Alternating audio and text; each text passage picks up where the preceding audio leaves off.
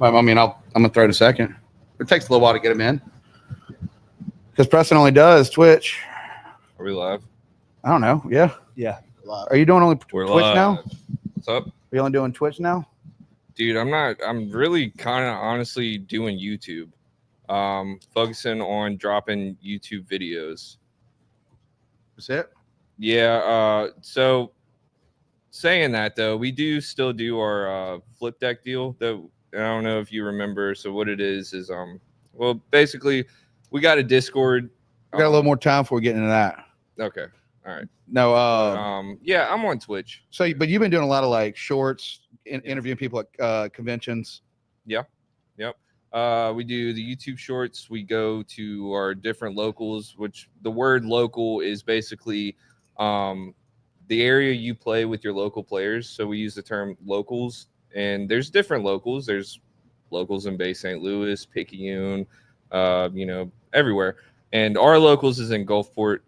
Shout out Panda's Paradise. And what we do, we go there and we interact with the community as much as we can, letting them be a part of everything Pop.1. Because the main thing Pop.1 is I've always let these guys know that it's not just my thing. This is our thing. This is our local scene, and a lot of people in this community don't have the drive to do a lot of like media things online, or they don't know how to approach it. So it's kind of a cool way for us to get everybody involved that wants to be involved. And so we'll go around and we'll ask them a question, like, for example, the newest, and I'm about to start getting into different terms. Oh, I'm going to drop this ad first because we got to go back to our original ad. Oh, man. Music by Ploud. Magnolia Room Speakeasy. Airbnb bosses. Drinks. Shout out to John. DirectAuto, go see Michael West. Collision Depot. They will fix and repair to the highest standard. The District Coffee Company, downtown Ocean Springs, and the new location, Pascagoula. Captain Al's, Gulfport, Mississippi. Go see Stacy and Bert. We offer home, auto, motion, builders, whips, and life essence. Join our podcast with McCade Hibbert and Anthony Potera. And then if we missed a few people, we're going to go right into this real quick. The District Coffee Company, which you've probably seen that ad just now. Okay. You got we got District Coffee Company Pascagoula, and right here live in Ocean Springs, and we have OS 1515 opening in about a week. So stay tuned on that. Oliver Scott Insurance. Yeah. Oh. Are we frozen yet? Let me look. No, because the ad's right there. No, we're not. We're not frozen. It's probably my phone. Yeah, it's fine. All right, let's go back to that ad real quick. We got Beach and Cuts. That's Inga, their sister, killing it Long Beach. Check her out. Captain Al's, DirectAuto, Marty Wilson, Forever Young, and the liquor store called Mabry's. Fine wine and spirits. Okay, Let's go. yeah. So now we're back into Pop.1 podcast. I love how you started that name. We don't know shit about the game world, especially from South Mississippi. I mean, I knew a little bit because you'd always be like, dude, I went to Kmart and scored this, or I went to Walmart and got this. And and you were kind of edging that trend where like a Logan Paul trend that came out where like, really, but you were kind of you jumped ahead. The expensive part of it. You were, so he started going around he's been collecting cards for a long time. And I guess you have too, Alex, right?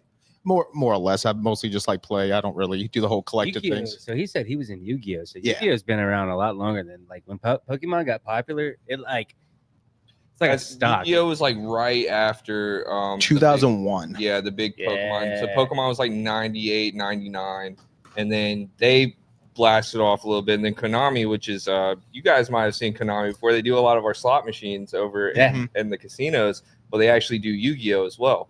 And they started coming around with the card game and doing all that. And it was actually the cartoon, the anime, that really fired the card game off because they did it right. The main character in the cartoon uses the cards as his weapons in the series. And he has the best, quote unquote, weapons, which is the best cards. Well, me as a kid, I can go to the store and get those cards and actually do what they're doing in the cartoon with my friends. So it was a really good business model if you look at it. And not to mention the artwork, the characters, it was just a really cool thing. And this was Saturday morning cartoon time. You know what I mean? Like, you could only watch an episode of Yu-Gi-Oh! On Saturday mornings on Kids WB, and you didn't have DVR, or if you wanted to record something, it was on a VCR blank tape type of deal. And that's how Yu-Gi-Oh! Happened. But it's all the same stuff in a sense. Magic the Gathering has been the oldest card game that has been around, and we're talking what in the 90s, maybe the 80s, late 80s is when they started. And it's always been the big three. It was the Magic, then the Pokemon, and then the Yu-Gi-Oh! We just celebrated the 25th anniversary of Yu-Gi-Oh! So it's 25 years of selling cardboard is what this community has been doing, or this company. And a lot of people think that these things have died off, or they were just fads that went away and stuff like that. And I honestly did too.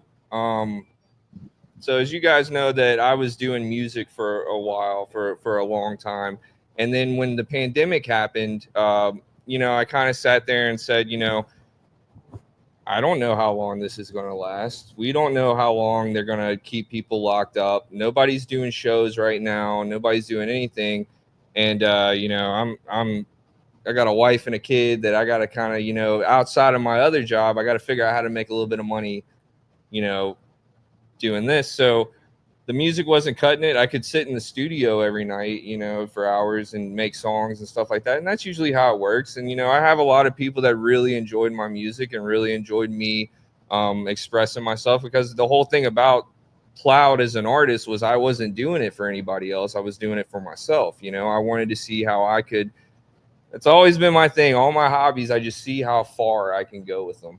And it just wasn't doing it for me. And I was in a dark spot at that time, man. COVID happening. I lost a big group of friends, and it was just like I felt like I was isolated. And then I met somebody and we just shared the same hobbies, and I was like, dude, I kind of want to get back into cards. Like, I just want to have something to do, basically. That's how it started. And then the Logan Paul thing happened, and now a YouTuber is buying these super old boxes and expensive boxes, and everybody's sitting at their computer at home on Amazon and eBay saying, hey, I want to get into this too. And the next thing you know, a market that was flatlined for years just spikes out of nowhere. And it's like, oh, well, damn, let me go to Walmart and pick up some cards. Completely sold out. You can't find them anywhere. Nothing. Then that's when it's like, okay, now it's getting kind of fun. Let me try to, establish connections with different distributors or different shop owners or different things like that. And then ultimately, growing that day by day, I was like, I kind of want to keep doing this. I kind of want to keep going with this. So let's make a brand. Let's keep it going, and let's start doing our own videos. Like why, I'm sitting here watching, 5 different guys making these videos, and they're making a killing on it. So why not just attempt it as a hobby? It's like, it doesn't have to be nothing crazy, but it all started as, me and a friend of mine just sitting behind a camera, selling packs of cards to people that were paying premium prices. Like they don't pay those prices now. But I mean, during the COVID times, I'm talking, dude, getting on Twitch and making money from streaming is the best feeling in the world. But like, whenever you're like looking at like your PayPal account and you like made $1,200 from like streaming for 2 hours, you're just like, holy shit, dude, like this is something. And so that's what had happened. And then eventually, a shop was opened and the shop was closed, and business ventures happen all the time, and people, feelings get hurt and friends leave. But I didn't want to let this go. I felt so passionate about Pop.1, and shout out to Jordan too for always, anytime I had questions on anything about podcasting or cameras or anything like that, he was always there to, guide me in the right direction. That's what I use the same cameras, and everything like that. And so I was. Well, you could have stepped it up a little different than me though, because you were starting doing your own style, and that was something I have to say. With you was, you're like, man, I'm gonna go buy a bunch of old TVs from the 90s, and I'm gonna set it behind my studio. I'm like, what are you doing? You're like, I got these TVs. I'm like, all right. You're like, but I'm gonna go after like a different audience. Yeah, and Yeah, throwing the TVs in the bag, just having like old anime. Because I've always been a huge fan of Japanese media, from the cartoons. I like watching Japanese baseball. Like I just like watching what they have going on on the TV. And when I went there, I went to Japan right before COVID in 2018. My friend Pace was like, dude, let's leave. And I was like, hold on. He's like, you've been watching TV for 2 hours, dude. Like, let's go do something. Like, we're in Japan, and I'm just so fascinated on what's going on with the TV. So, like, yeah, with the old TVs, like the old CRTs and stuff like that, I'll have them set up and play like old, like 90s anime and stuff like Japanese baseball's badass. Yeah. They're really good. Dude, some of the best players in the world. And that's why some of them come over here to play pro and everything like that. It's they are so into baseball out there. It's nuts. It really is. You don't really see any other sport, you know? What do you, so when you separate it from your old partner about doing like collectibles and stuff. Yeah. But you also, before you started doing the whole, you buy a pack, flip the pack. Yeah. Which that's a pretty dope ass strategy. Mm-hmm. What was that thrill like? You would like tell me you would go to like Walmart's, Kmart's. Yeah. So going back to that was you couldn't find the stuff, you know what I mean? Like the merchandise that you needed. Distribution, even local game stores weren't able to get their allocations. I mean, I had a friend out in Houston. He owns one of the biggest card shops, not Houston, in Dallas. He owns one of the biggest card shops out there. And he was saying to get the allocations that he needed, he would have to put in an order for over $1 million, but he would only get like $50,000 worth. That's how crazy it was. But they would, try to focus on him because he was putting that big order in.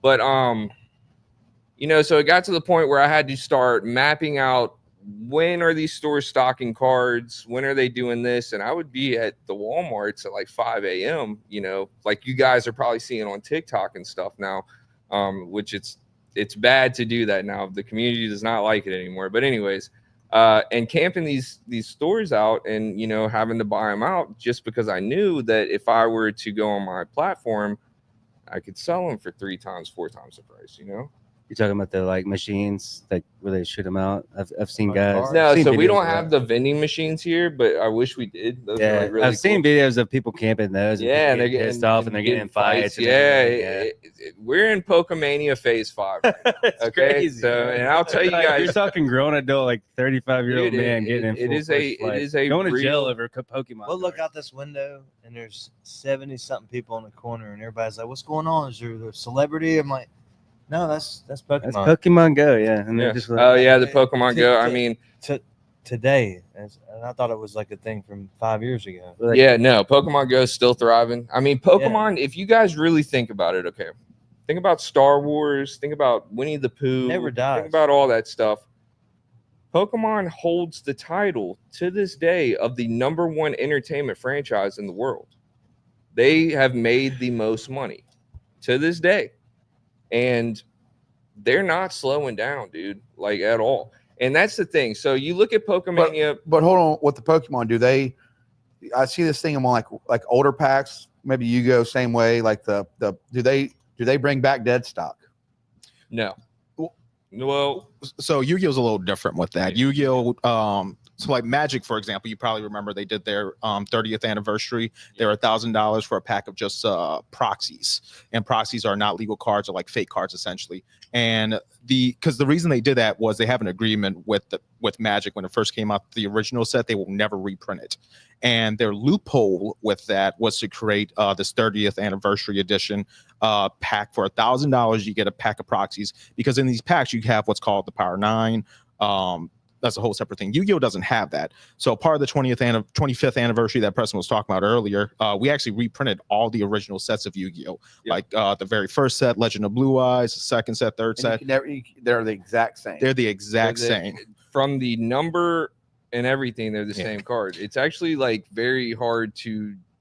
You would have to know what you're looking at to know if you had an original or not. Let's say Jinzo or Dark Magician. Yu-Gi-Oh is the only card IP, with the exception of Pokemon to an extent, where you can play cards that existed from the beginning of the game, to now. Yeah. Every other game has what's called set rotation, where every 6 months or so, 3 months or so, whatever the case may be for that game, Can't play the cards. you can't play the cards anymore. There are exceptions to that rule, like in Pokemon. I know, like if a specific trainer is reprinted in the next set rotation, you can use the original artwork of it.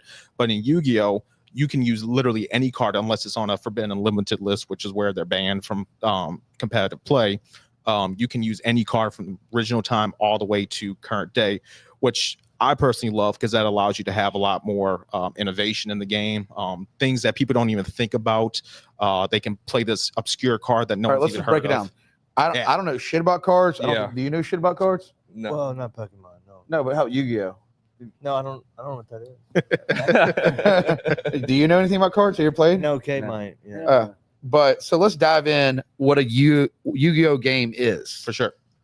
Alex, go ahead and just kind of break down the basics Sorry, of man, it. we're- No, you're good. I want to try. This I is want to an get educational Me not podcast. know. Me not know. Dude, like, back in the day, they were collecting GI Joes and shit. Like, Yeah. So let's dive into I mean, that. they were collecting like Yu-Gi-Oh and whatnot, but like Yu-Gi-Oh, it's easily the most complicated game out of all of them. Mhm. The easiest one to learn is Pokemon.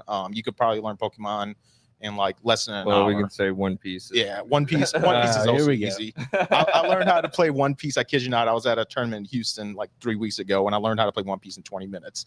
But Yu-Gi-Oh is easily the most complicated game. You have the basics of it. You know, you have your monster cards, which are just monsters that can attack. You got spell cards, trap cards, things like that. But there is so many like niche interactions in Yu-Gi-Oh. Literally, when you're reading a card, the two cards can have the exact same text, right? And if one card says when versus if, and you activate that like in a chain link, and a chain link is where different things are happening in one sequence. If the card that says when happens in the second part of the sequence versus the first part of the sequence, it has something that's called mistiming, and people are like, that doesn't make any sense. I don't Very understand what that difficult. It's a very difficult. And if I were to if I were to bring these cards in front of you guys right now, I could understand it more. Yeah, maybe, but maybe it's not, because you'll look at a card and it'll have a paragraph of the smallest text in the world. text. And if you don't know what you're reading, it'll be English, you know what I mean? But if you don't know how to read it, then you're not going to be able to do it. And mind you, when I came in all this, I didn't play cards at all. Like, you know, I was a strict collector, sending them off, getting graded and everything, blah, blah, blah. Well, the shop opened. I met Alex. I met a lot of other dudes. I mean, plenty of other dudes. And I was like, I got all these cards at the house, you know, bulk cards. We call it bulk. Those are the 5 cent, 10 cent cards, you know, and then whatever. And I was like, let me build a deck and let me just entertain these guys. I fell in love with it. I literally fell in love with it. And like, I'm a gambler. You guys could imagine the parties and everything that I've been to and the sold out shows and all this, blah, blah, blah. I have had the most fun playing this card game than I've had doing anything. It's like chess versus checkers. It's literally like that. It's the same concept of Good way to put it. me sitting down. I like to think of it as like think about like Call of Duty, like a 1v1, you know what I mean? And that's pretty fun, sitting in your office and you got your headset on and you're playing and you're talking to your friend. You guys are you know, battling each other, whatever. I like to think of it as a more social 1v1 type-esque feeling, you know? Like we have days where we do our locals. I only see these guys on the locals, you know? And then, you know, we just sit there and we don't talk about nothing but cards, man. Like, you know, nothing but cards. And it's the getaway. Could you like drop 3 or 4 cards at one time? Is it one of them kind So of games? Yu-Gi-Oh, like Uno. Yeah, Me. it's- This is there- where yeah. I'm in Uno right now. yeah, I'm trying not to complicate it, but Yu-Gi-Oh really is like a complicated game versus like most games. Magic, Pokemon, for the most part, you can only drop like 1 card at a time, right? That's just how their game is designed, allows it to be more slower. But there's always like a ways mana to pool. cheat, you know? Yeah. They have different cheat, like, hey, play this card, you can summon 2 more from deck, you know, stuff like that. And, you know, it's basically, and now we have YouTube and now we have all this stuff to where you can go and find the best deck in the world, or, you know, that, oh, this deck just won this tournament in Singapore and then the same deck just won this tournament in Washington. Let's make a video of it and share it, you know? The only card game I've ever played was the Warcraft game that came out on PC. Oh, Hearthstone? Hearthstone. Yeah. So, yeah, if you enjoy stuff like that, you could definitely, That was a dope game. yeah. For sure. Is that Magic? Hearthstone, yeah. Or is it no, its own? it's its own game. It's very similar to One Piece, I'd say. Okay. Very similar to One Yeah, Piece. I am a physical card guy. There's simulators and different games and stuff like So that. how many cards are in a deck? 40 to 60. Yeah, minimum is 40, maximum is 60. Pokemon is 60. Magic is like 60 to 100. But so in Yu-Gi-Oh though, you can't have just like one card can't win it all. It's not like a game genie. It depends. It's you got to think they drop a new set, and this has been every month for 25 years. They drop a new set that comes with a pool of 200 new cards. Yeah, something like around 200 new cards, and these are all brand new cards. So is this a monetary thing that like you can make a living off of? You could, yeah. They're I don't know. Like, is it a hobby? They're- Like, is it, I mean, if you're going global, I understand there's money. Yeah. I'm saying like, So there are players that have bigger sponsorships through bigger shops and stuff like that, and yes, they do get paid their travel and everything, and they do get a check off of going to compete in these YCSs, the Yu-Gi-Oh! Championship Series. Yeah. And they'll throw about 20-ish YCSs throughout the year. worldwide, yeah. Yeah, to ultimately get to nationals, and then the nationals is the big deal. You top the nationals, you get to go to worlds, which you play other countries and stuff. It's set up like like a sports thing. You know World what I mean? Series. Yeah. There's multiple layers to this, right? So we had a podcast where we interviewed a bunch of different people, and our goal for it was to get like all the different types of people that are involved in card games and kind of just tell their story, because there's multiple ways to do it.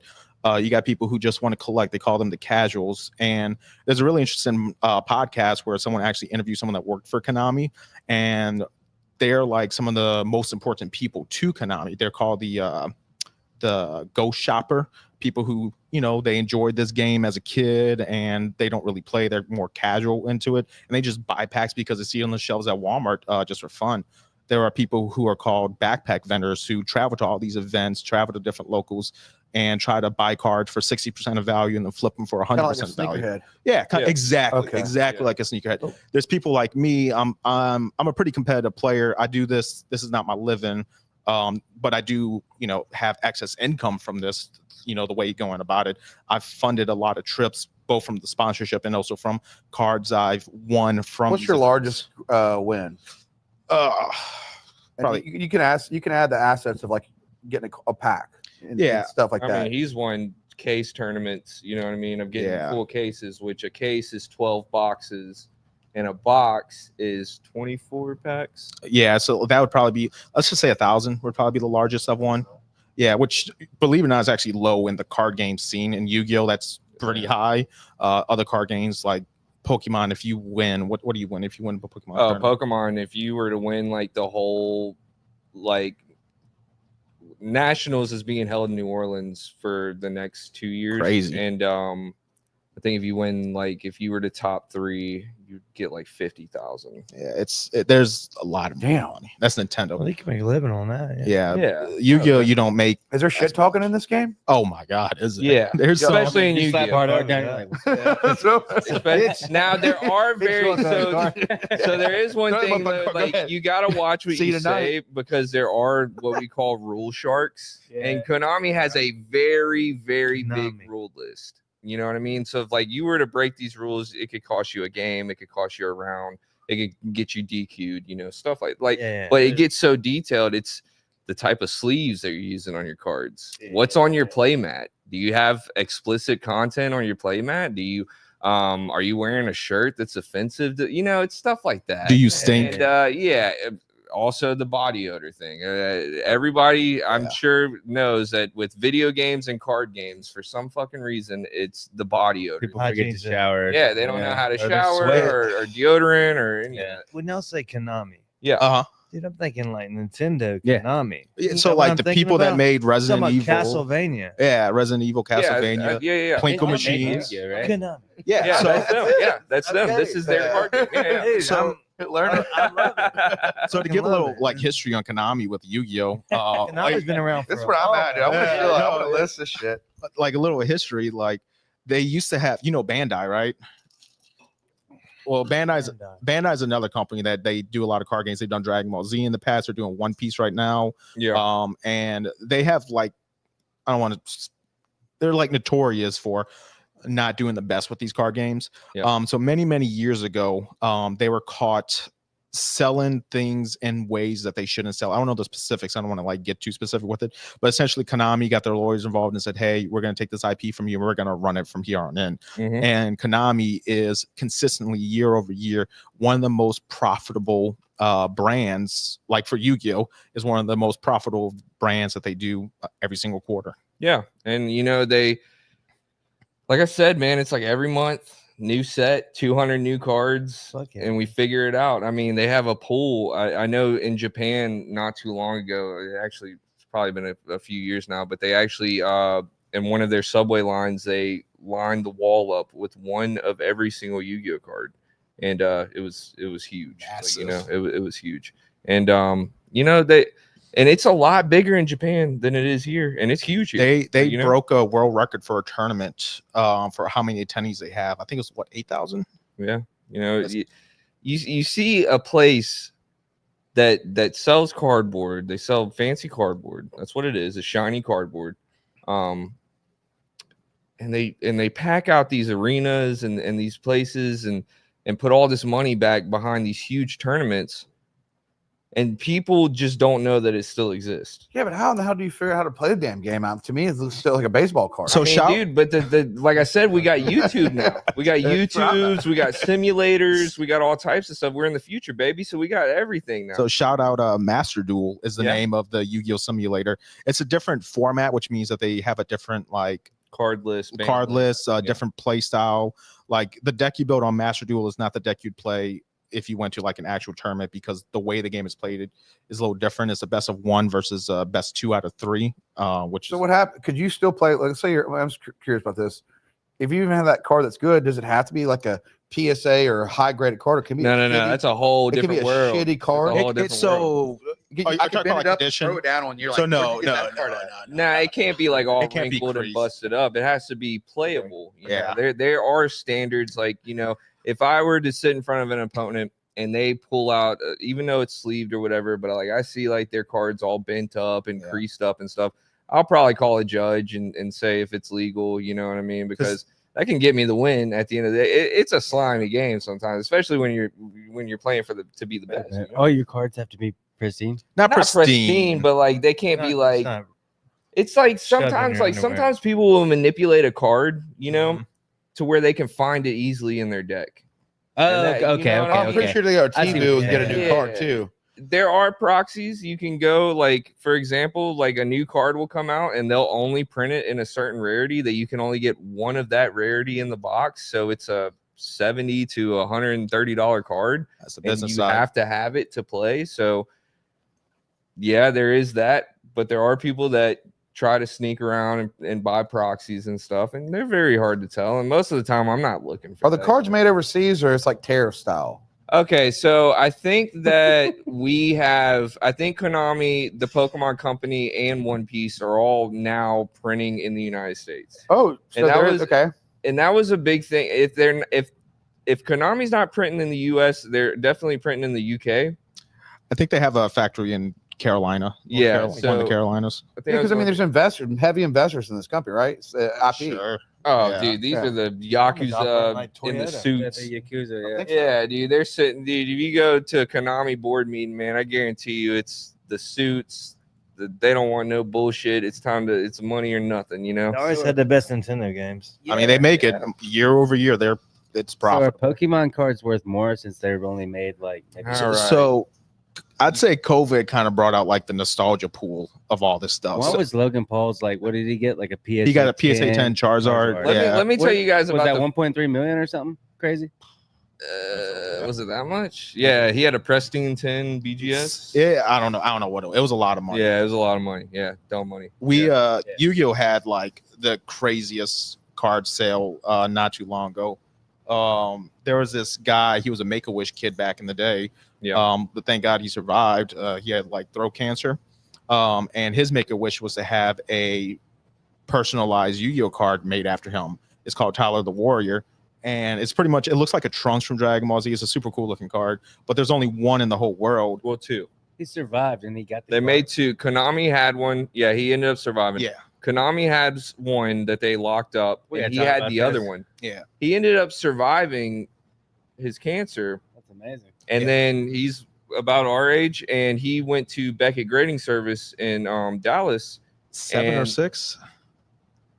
It wasn't a 10. I know that. He didn't get a 10. I think he got an 8. Either way, it's a 1 of 1. You know what I mean? Yeah. Yu-Gi-Oh card, which they don't do that. So like he has the one, you know, and I mean you can't even put a price on it. Like there's no. Well, there was a you can price. put on it. He put it up for auction. It was 140,000. I want to say. Yeah. Yeah. Well, then you guys seen 140,000. Yeah. yeah He made off that sale. of a piece of cardboard, mind you. Yeah. Like, No, but that's Well, it probably went toward his bills and things like that. But yeah maybe. bills. Huh? I wouldn't. But spend that you shit on guys- bills at all. You guys heard No, I about wouldn't the Magic the Gathering card with Post Malone. Post Oh, the Malone, I was One gonna Ring, say that yeah. earlier, yeah. So they did a collab with Lord of the Rings, one of the biggest, deals in the world. And they let it be known before the set release that we are going to put one card in one of these packs. It'll be the One Ring, the ring from Lord of the Rings. And if you pull this card, you are the only owner of it. Well, a guy in, I'm wanting to say right on the border of Canada, pulled the card and sold it to, and Post Malone's, he's super into Magic the Gathering. And, rich rapper guy, or, he's got the money. I'm wanting to say he sold it for over 2 million. Yeah. I remember hearing the 2 million part. It might Yeah. have been over, but right around the 2 million. Over mark. 2 What happens million. if you lose the card? Can you actually, as long as you own the card, can you get another Is there one? insurance No. on the No. card? No. Look at holding the fucking special He's diamond. being in golden Yeah. bolt. $2 Yeah. million. There's actually Like $2 million. Right here. Yeah, there's actually like quality control sometimes. Like in Yu-Gi-Oh, I could buy a box and you're supposed to get 2 secret rares per box, 5 ultras. And I bought boxes before where I got no secret rares and there's no refund for Mhm. that. Mm-mm. It's just like fucking Willy Wonka. Yeah. Yeah, if you, yeah, okay. Fucking Willy Yeah, yeah, Wonka. yeah. This is not an original He's idea. getting it. Yeah. So That's the business side. Yeah. I want to talk about the phases of Pokemon though, to kind of like put it into like a reality where we're at. So 1999, 1998 was Pokemania, and this is all my brain coming up with this. Pokemania Phase 1, which Pokemania was the term that they used when Pokemon was becoming hot. Don't care who you are, everybody knows who Pikachu is. Literally, you could probably ask your grandma, she knows who Pikachu is. It's the Mickey Mouse of Japan. Everybody knows Pikachu. That's Phase 1. Phase 2, about 2 years after when they released the new Pokemon. So it's like, oh shit, we have this 151 Pokemon. They're making fucking more? Okay, cool. Let's get back into it. Super hyped up. Phase 3, Game Boy Advance time. Whenever the new games came out for the Game Boy Advance, got super, super hyped. Phase 4, Pokemon Go. Pokemon Go, like you said, 5 years ago, blah, blah, blah. Everybody's super into it again. Pokemon's a big thing. And then we go into Phase 5, which we're still, I want to say we're still currently in. We might be in a Phase 6 right now, but Phase 5 was the Logan Paul era. Him doing that, COVID-19, everybody's super into it, to the point where you can't find cards. You can't buy them. And that was a real problem with the hobby, was it was like, okay, you got all these crypto guys and stuff like that. They're just sitting here trying to invest in something. Crypto was kind of dying during COVID. So it's like, oh, well, let's go get these cards. They're just like the NFTs that I'm buying. Why not just get these cards? They're worth this money. Oh, I can grade them with these companies. They'll put them in a special case, give them a grade, and now they're worth 3 times to 4 times the price of what they already were.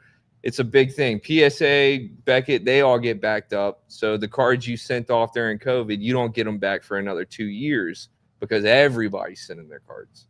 So when you look at the phases of Pokemon and you say, okay, this has happened 5 times already, like 5 times. And trust me, the market has dipped very low at points to where it's like me, it's like, oh, fuck this. I'm about to sell all this. Like, you know what I mean? And then I do. And then next thing you know, they drop a new phone game and all the cards that I had 6 months ago, they're worth like 5 times more than what I sell. You know what I mean? It's a market that you got to watch. And I've been doing that with Pokemon now since I was little, but really like flipping and picking up cards and stuff since I was about 15 years old. I'm 32 now. And it's always just been one thing. And going into the grading stuff and everything like that, I've really enjoyed it. I like a challenge, and I think it's very challenging trying to get these chase cards. You know, that's what they call them, the chase. You know, that's what everybody's chasing for. And he goes back to the backpack vending thing. I guess you can consider me one of those guys too. I'll go to locals or I'll go to different events and say, hey, I'm buying collections at this percentage. You know, let's sit down and make a deal. What was the name you call them? It's called a backpack vendor. So yeah, it's not a good term. Like it's one of those things where it's a lot of people don't like it. A lot of people don't like that cards are valuable. The players, they don't want me buying cards and selling them for profit. And they just want to be able to get their tools to play their game, which I understand that. And and it's made me a little bit more compassionate towards the community just because of that, because now I'm playing and now I have players. They need cards. I can't find the cards. What do we do? You know what I mean? So it gets difficult in that aspect. But at the end of the day, cards do pay some of my bills. I'm not going to say they don't. I enjoy going around and opening packs and buying collections off people. And then I'll go online and I spend about 2 hours every single night shipping out orders or, you know, going through the stuff that I just bought or going through the mountains of cards that I've accumulated in the past 5 years to see if there's anything in there that's been sitting there for a while. It might have some value. And then, you know, we go through there. But it's just a lot of stuff, man, with these cards. And that was one thing that really got me into wanting to make content about it. Was it's something I feel like a lot of people don't know still exists. And with video games and with people growing up, you know, and everything like that, this was like, especially for my age group, this was like the biggest thing when I was a kid. Like, you know what I mean? Like having cards and having the shiniest cards and everything. Like I literally get this same image in my head of me on the school bus, you know, and then my friend coming up and saying, look what I pulled last night. And that euphoria and that feeling that you got as a kid, it's like, damn, that's really fucking cool. And to realize that it's still a thing, people really still enjoy it. It was just something that I felt like I should jump on. And, you know, shout out to our team captain. He's actually stationed in Korea right now, Devin Schlink. He came up to me and he said, you know, a lot of these shops sponsor players, and, you know, they'll wear your logo and stuff to go out to these events. And then people wonder, you know, what is that logo that this player's playing or whatever. And I was like, well, let's just try it. You know, there's not really a lot of internet people that sponsor players. So it was one of those things to where it's like, I'm entering an avenue that's brand new. Can we do it? And his answer was, as long as we find the right players. And I instantly said, I need you. I need Alex. We got our guy, Michael Murphy, which is a beast. He, at the 250th YCS, he got top 32. That's out of how many players? That event was 3,000 players. Out of 3,000 players, he was the top 32. That's very, very fucking hard to do. Like it's almost to the average person, it's impossible. I don't think besides Alex, nobody in here could ever reach that goal. And it was such an eye-opening situation. I was like, holy shit, we can do this. So we were doing, sending these guys to go play. They do good. They get these tops. We get them home, get them behind the camera, record the deck that they used. Okay. Explain why they used the deck, explain how to play the deck, blah, blah, blah. Upload it to YouTube. The prizing that they bring home, we accumulate it in a pile and we give back to the community by doing it's called a flip deck. And what it is I build a deck of cards. It can be Pokemon, Yu-Gi-Oh, anything, but they're nice cards. They're decent cards, you know, and it's $5 a card. And you can buy that however many you want. You can buy the whole deck if you want to. But we got a big community, so they tend to sell out pretty quick. And so say Jordan buys 5 cards. I'll flip his 5 cards. He keeps the cards that they come with. We get packs because they come home with a lot of packs. You know what I mean? Like, so I just, in my office, there's a shit ton of packs just chilling for these events. And they'll get a pack, but some of the cards will have different pricing.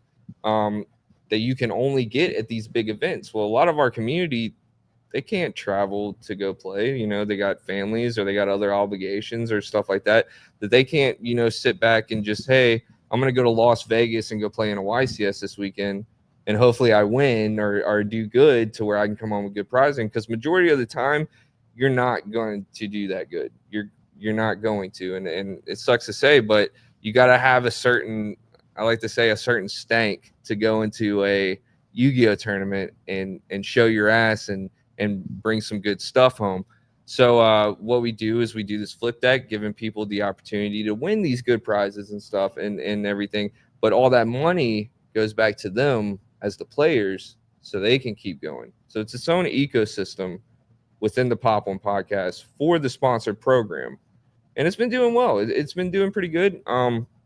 Yu-Gi-Oh has been on a little decline as of late because of just certain things that Konami wants to do with their rulings and stuff. But then they drop a ban list, and it's a good fucking ban list. It's where I'm like, okay, now it's time for us to hold our events, which we hold here on the coast, is our cash tournaments. Konami has always been against cash tournaments. They consider it gambling, which I don't really consider. It's a skill thing, so it's like one of those things. But the Yu-Gi-Oh player fan base, everybody, they want cash tournaments like these other games do. Like you said, Pokemon, you win their nationals, $50,000, $60,000, plus you get a rare card or whatever that's probably worth around the same amount of money. And then, but Yu-Gi-Oh, their prizing is not the best. So what I do for the community down here, for the ones that can't leave and the ones that do leave, I'll hold a cash tournament down here. Where? So I do it in different St. Martin community centers down here. And I like doing that too, because it helps Jackson County out just a little bit as well. And by the way, shout out to Jackson County for all their community centers. They're beautiful, man. Community centers is normally you host the cash. Yeah, that's what I'll do. Yeah, competition, I guess. yeah. And we do $1,000 Yu-Gi-Oh tournament, and people love it. We have people that come down here from Florida, Louisiana, Alabama, Tennessee. You know, they travel here to the coast to come play in these tournaments. And I'm looking at myself like, why hasn't anybody jumped on this yet? And the next thing you know, I hold the title. I have 25 years. There's been tournaments here forever, but I hold the title for the biggest tournaments on the Gulf Coast ever. And it's like, we got shops here. We got everything. I don't understand why it's something that nobody's jumped onto, which I'm glad they haven't, because it's my thing now. But I really enjoy giving the community a place to where they can go down the road and go participate in these things, you know. What age demographic is coming into these competitions? So we will have basically from like 16 years old to 50. So I'm 42. Yeah. And we're about the same age. I think I'm a decade ahead of y'all. We didn't have Pokemon. Yeah. Or the other, sorry. We had baseball cards. Yeah. And I'm going to tell you, man, I collected baseball cards for damn near 30 years, and I sold the whole damn thing for $200 probably a year ago. I mean, like, I don't know why I held them that long. But it's amazing the demand that's built up. It's all about demand and the people's enthusiasm about that product. Definitely. I mean, it's something that I don't advise anybody to watch a YouTube video and go to Walmart and start buying a bunch of shit. Like, I don't, because it's definitely something you need to research. It's definitely something you have to learn. I mean, like I said, I wasn't a player before all this, and I'm 5 years in now. And the knowledge that I've accumulated from my friends, from Alex, from everybody is it's through the roof, because if I didn't have this knowledge at the beginning, it was just, hey, let's get on the camera, open packs, and make this guy buy the pack. You know what I mean? Now it's like, okay, I see how that's kind of scummy. Let's try to make it a little bit more better for him. Now that I have my knowledge on it, which, like I said, I've been doing it since I was 15, but there's still a lot to learn. There's levels to this shit. Like, you know what I mean? Like, look, we bought packs of stuff because it had gum in it. Yeah. So I was gonna say my thing was, but my big thing was Pogs. Mm-hmm. Pogs is my world. Which is crazy, because I had slammers and everything. Like, you know, like I still got. I actually a couple years ago bought an OJ Simpson slammer, but I had the Yin Yang slammer, the heavy one.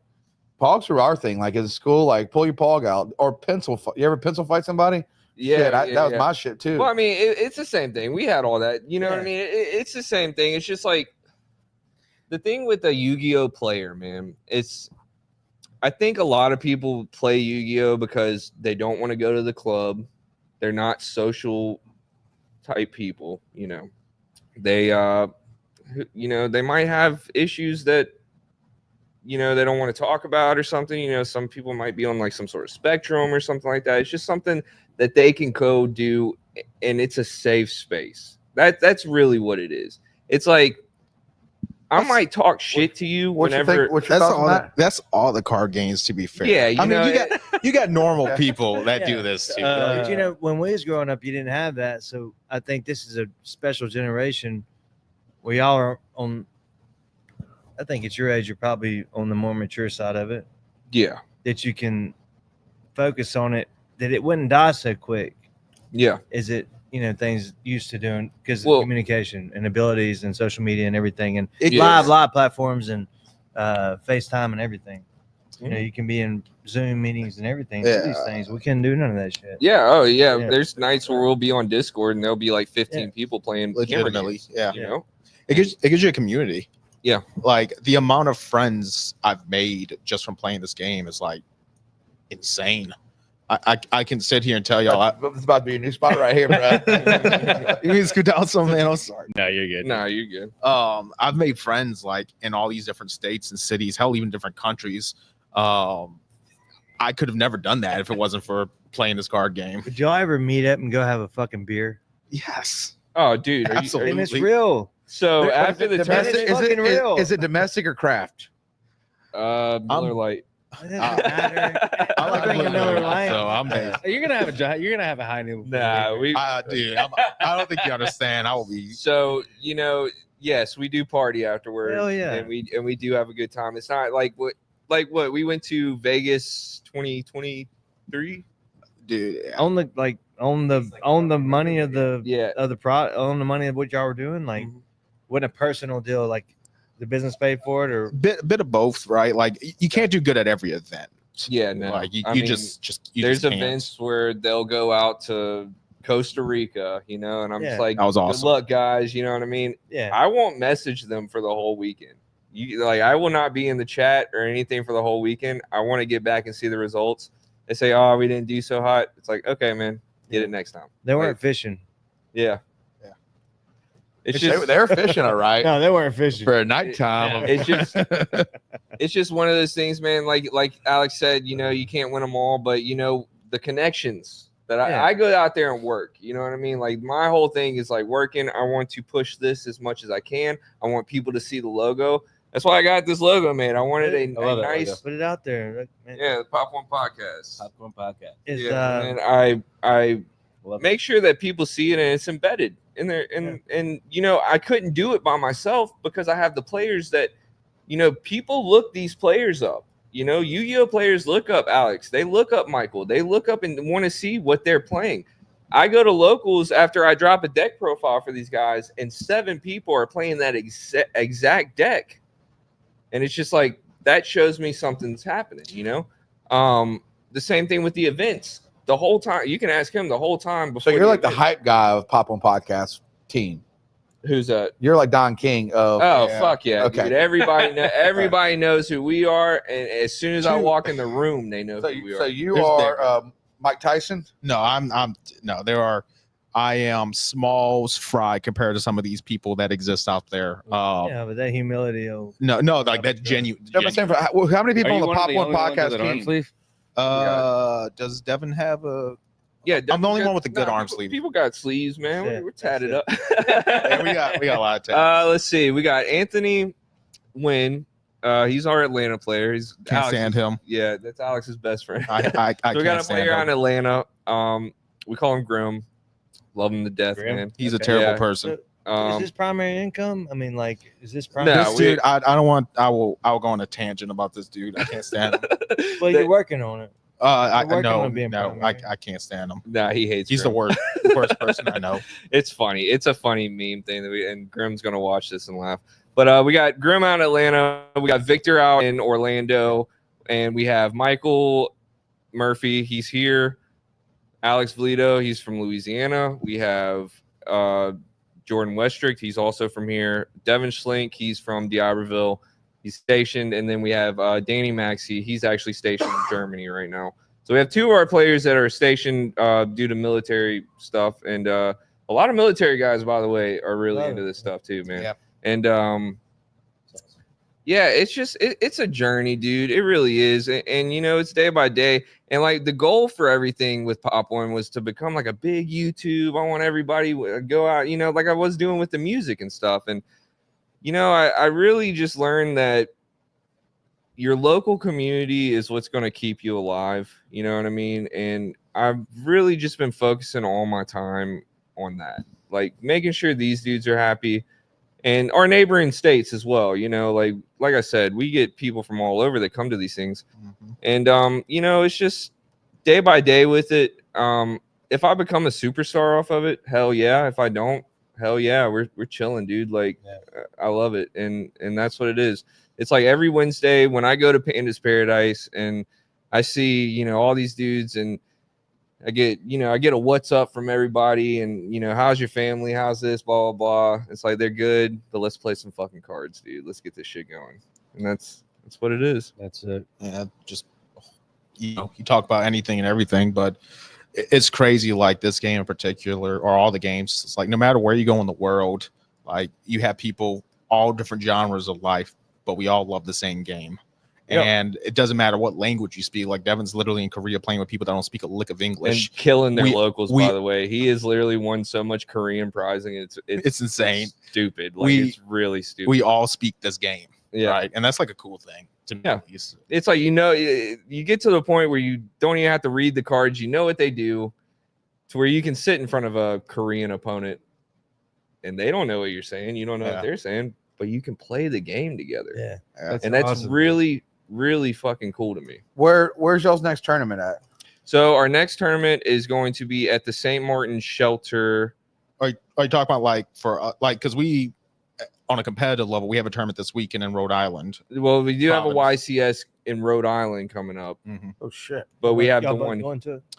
Y'all both gonna go? I can't make it. I had a situation and I gotta focus on work right now. I don't go to the YCSs anymore. I just send them. But we do have Michael going, and he's going to go. And I have a good feeling about. But we got a new ban list now, and a card that he is super good with came off of that ban list, and that's the card that helped him win that top 32. So we're super hopeful that he can bring it in. But like we all get our invites to nationals very early. So all these guys are at the beginning of the season.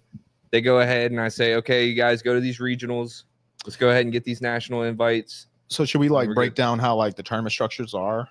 So kind of explain it. Yeah. So there's a local scene, which is basically your practice scene. You know what I mean? Rules are there, but they don't, you know, everybody's kind of chill, cool. And then you have regional level, which a lot of these shops, shout out One Up TCG in Mendenhall, Mississippi, Vans over in Ridgeland, Pandemonium over in New Orleans. There's a whole bunch, and then Konami gives them the pass to either go get a venue or do it in their own shop, and they'll pay for the venue and stuff. Basically, what I do here, what I do is on a regional level, but it's cash and stuff, you know. But what they go play in these regionals is to get their invites to nationals. Yeah. And to play in nationals, it's not hard to get your invite, but you know you got a top 8. A reach, and to kind of break it down a little like more simply, like it's kind of like different levels, right? Locals, it's not too serious. It's kind of where you go to weekly, hang out with friends, things of that nature. Depending on what area you're in, that could be anywhere from 20 to 40 people. Regionals is more of an area type tournament. People don't typically travel too far for that. That's kind of like, you know, you'd be willing to travel like an hour, There's hour and a half regional for that. About an hour and a half. 2 hours away. You'll get like you'll get in the hundreds there. The biggest one I've ever been to that's a regional was in Houston, Texas. That was about 400 people. And then the level above that he was talking about, the YCS Yu-Gi-Oh! Championship Series, that's in the thousands, right? People travel for that, like Providence, Rhode Island, Los Angeles, big cities, Vegas, different places in like North Carolina, California, Pasadena, stuff like that. Yeah.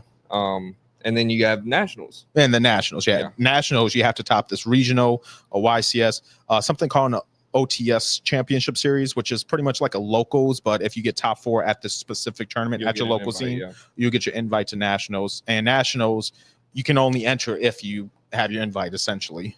Yeah.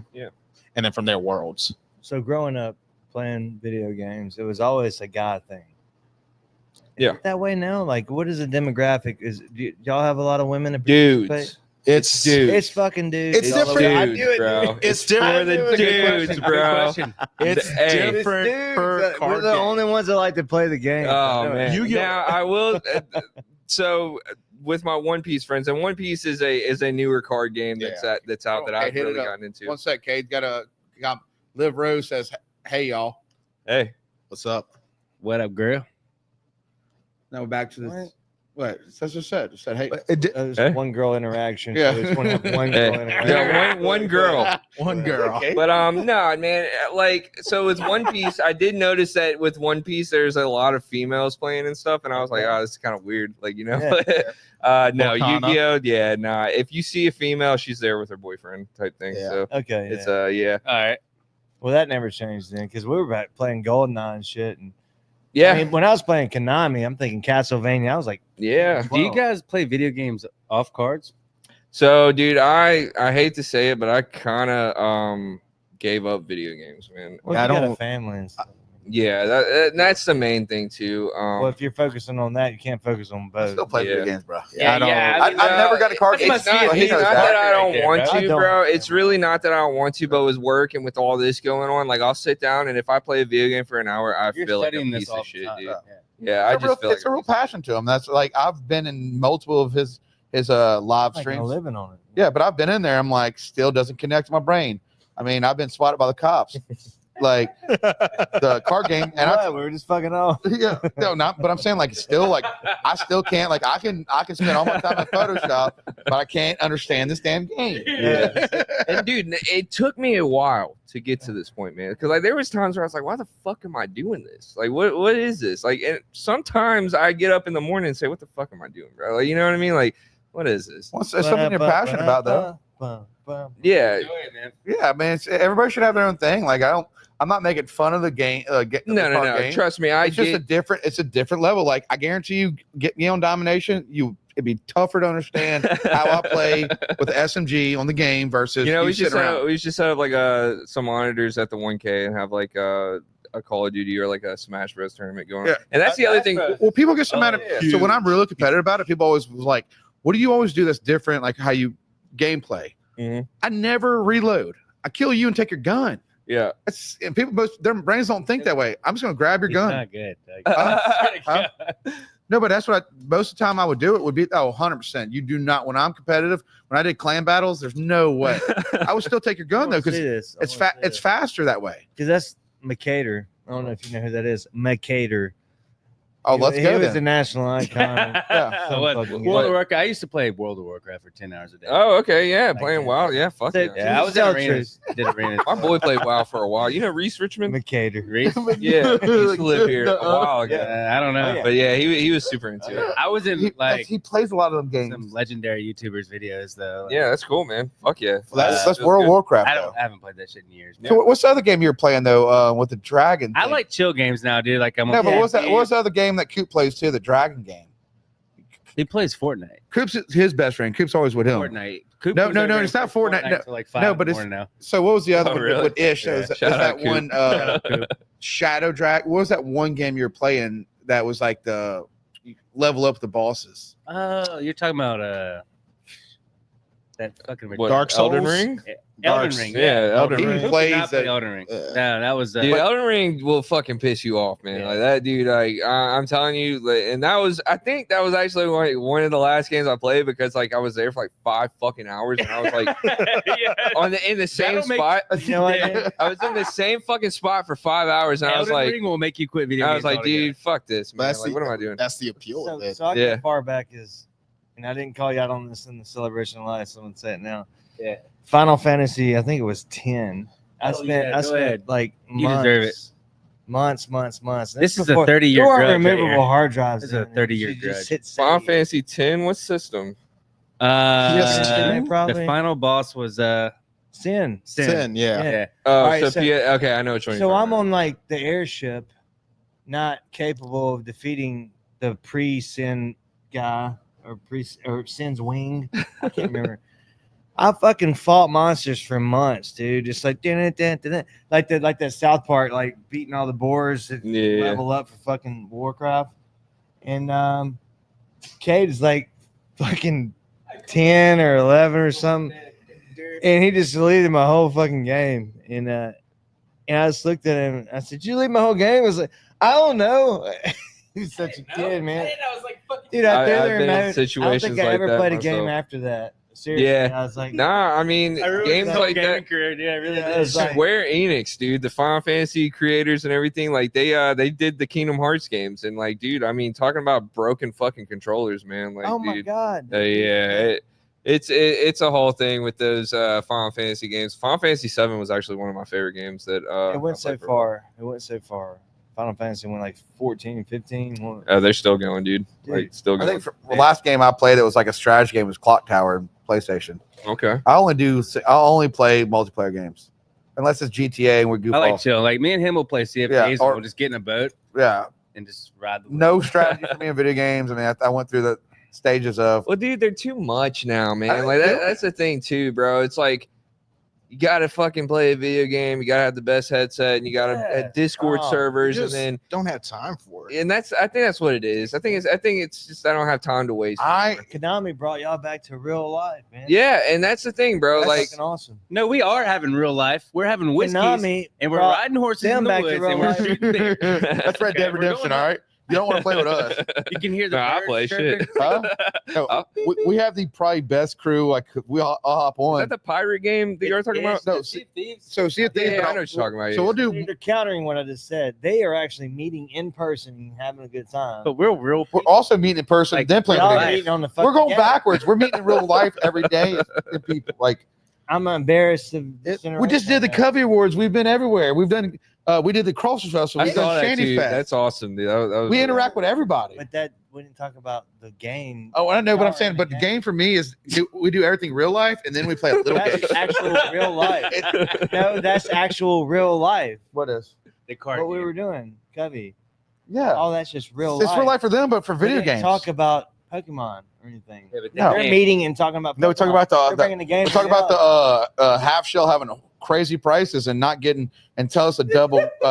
Fucking, You understand what I was saying? Shut up. No, I get it. Yeah, yeah. Shut up, Half-Shell. I get it 100%. It's just like, and now that you say that, it's like maybe all my video game time does just go to Right, locals now. Still go to Zelda. Zelda's still the goat. Zelda is the goat. All right, hot take. I've hated absolutely every Zelda. All right, game. Like, that's just like my hot take on it. I can't sit there and do it, dude. But It's hard, man. I do play all the 3D Mario games. And I love Animal Crossing. I will literally. What is that? I've never played it. So Animal Crossing is a life simulator type of thing, and basically, what you do is you build The your Marco town Polo. and all this stuff. But it's like little animals. It's actually something that you would never think like a grown man would They play. do that shit in Norway. They actually build crossings over the highways Brad. and stuff for animals. Brad J. Oh, okay, yeah, hell Yeah. yeah. Me and Paige actually race golf carts. And there's a road going to his house, and we call it Rainbow Road. And we race down, and every time we're Race together. on Allegedly. Oh, Yeah, I need to Allegedly. bring my new golf cart out. That is racing with allegedly. you I guys. forgot you got I just that. bought a golf cart that's probably. You bring it down.